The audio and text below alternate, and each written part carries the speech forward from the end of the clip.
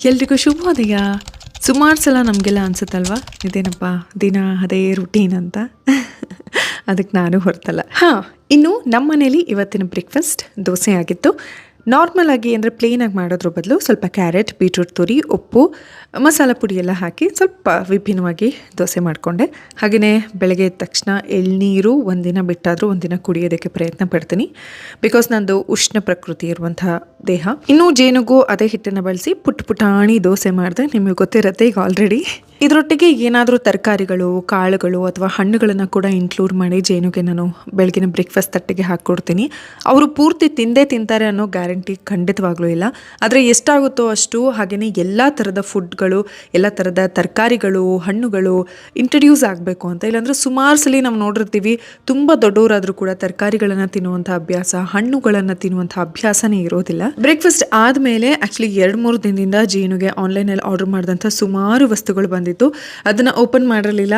ನಿಧಾನವಾಗಿ ಒಂದೊಂದೇ ಓಪನ್ ಮಾಡಿ ಜೇನು ತುಂಬ ಖುಷಿ ಪಡ್ತಾ ಇದ್ರು. ನಾನು ಯೂಶಲಿ ಮಿಂತ್ರಾ, ಹಾಪ್ಸ್ಕಾಚ್, ಫಸ್ಟ್ ಕ್ರೈಯಿಂದ ವಸ್ತುಗಳನ್ನು ತರಿಸ್ತೀನಿ. ಹಾಗೆ ನಮ್ಮ ಉದಯ್ ಸರ್ದು ಇವತ್ತು ಆಫೀಸ್ ಓಪನಿಂಗ್ ಇತ್ತು. ಅವ್ರಿಗೆ ತುಂಬ ತುಂಬ ತುಂಬ ಒಳ್ಳೇದಾಗ್ಲಿ, ಬಿಕಾಸ್ ಅವ್ರದ್ದು ತುಂಬಾ ಒಳ್ಳೆ ಮನಸ್ಸು. ಜೇನುನ ಬಿಟ್ಟೋಗಿದ್ರಿಂದ ಅಲ್ಲಿ ಊಟ ಮಾಡೋಕ್ಕಾಗಲಿಲ್ಲ. ಮನೆಗೆ ಬಂದು ಅದೇ ದೋಸೆ ತಿಂದೆ. ಈಗ ನಿಮ್ಗೊಂದು ರೆಸಿಪಿ ಹೇಳ್ತೀನಿ. ಮನೇಲಿ ಈಸಿಯಾಗಿ ಜೇನುಗೆ ಹೆಲ್ದಿ ಕೇಕ್ ಮಾಡ್ತಾ ಇದೀನಿ, ನೋಡ್ತಿರಲ್ಲ. ಒಂದು 1/4 kg ಬೀಜವನ್ನ ತೆಗೆದಂತಹ ಖರ್ಜೂರನ 1 hour ನೆನೆ ಹಾಕಿಟ್ಟು ನೀರನ್ನ ಸೋಸಿ ಅದಕ್ಕೆ ಸ್ವಲ್ಪ ಹಾಲನ್ನು ಹಾಕೊಂಡು ಈ ರೀತಿ ಗ್ರೈಂಡ್ ಮಾಡ್ಕೊಂಡೆ. ಸೊ ನೋಡಿ, ನಮಗೆ ಈ ತರ ಪೇಸ್ಟ್ ಬರುತ್ತೆ. ಈ ಪೇಸ್ಟ್ಗೆ ನಾನೀಗ ಎಲ್ಲ ವಸ್ತುಗಳನ್ನ ಸೇರಿಸ್ತಾ ಹೋಗ್ತೀನಿ. ಒಂದು ಅರ್ಧ ಬಟ್ಲಷ್ಟು ಕರಗದಂತಹ ಬೆಣ್ಣೆ, ಇದಕ್ಕೆ ಒಂದು ಅರ್ಧ ಬಟ್ಲು ಓಟ್ಸ್ ಏನಿದೆ ಅದನ್ನು ಫೈನ್ ಪೌಡರ್ ಮಾಡ್ಕೋಬೇಕಾಗುತ್ತೆ, ಅದನ್ನು ಕೂಡ ಸೇರಿಸ್ಕೊಂಡೆ.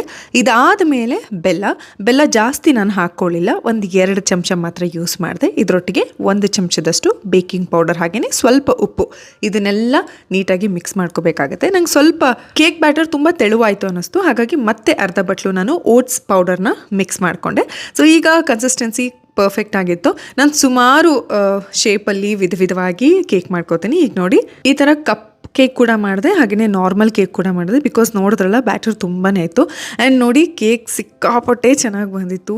ಈ ಹೆಲ್ದಿ ಕೇಕ್ನ ನೀವು ಒಂದ್ಸಲಿ ಟ್ರೈ ಮಾಡಿದ್ರೆ ಪದೇ ಡೆಫಿನೆಟ್ಲಿ ಮಾಡ್ಕೊಂಡು ತಿಂತೀರಾ. ಸೊ ಸಾಯಂಕಾಲ ಆಗೇ ಹೋಯ್ತು, ಜಿಮ್ಮಿಗೆ ಬಂದೆ. ಎಷ್ಟಾಗುತ್ತೋ ಅಷ್ಟು ನನ್ನನ್ನು ನಾನು ಪುಷ್ ಮಾಡೇ ಮಾಡ್ತೀನಿ. ಬಿಕಾಸ್ ನಮಗೆ ನಾವೇ ಯಾವಾಗಲೂ ಮೋಟಿವೇಟ್ ಮಾಡ್ಕೋಬೇಕು. ಆ್ಯಂಡ್ ಎಲ್ಲ ಪರ್ಫೆಕ್ಟ್ ಆದಮೇಲೆ ನಾನು ಎಲ್ಲ ಕೆಲಸಗಳನ್ನು ಶುರು ಮಾಡ್ತೀನಿ ಅಂತ ಕಾಯ್ತಾ ಕೂತ್ರೆ ನಿಜವಾಗ್ಲೂ ಯಾರ ಜೀವನದಲ್ಲೂ ಏನೂ ಬದಲಾಗೋದಿಲ್ಲ.